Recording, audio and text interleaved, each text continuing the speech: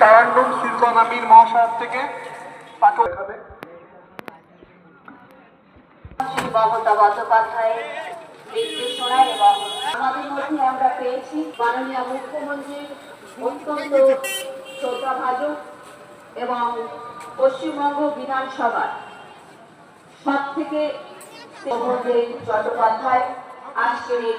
ক্যাম্পে উপস্থিত হয়েছে মাননীয় মুখ্যমন্ত্রী মমতা বন্দ্যোপাধ্যায়ের নির্দেশনায়।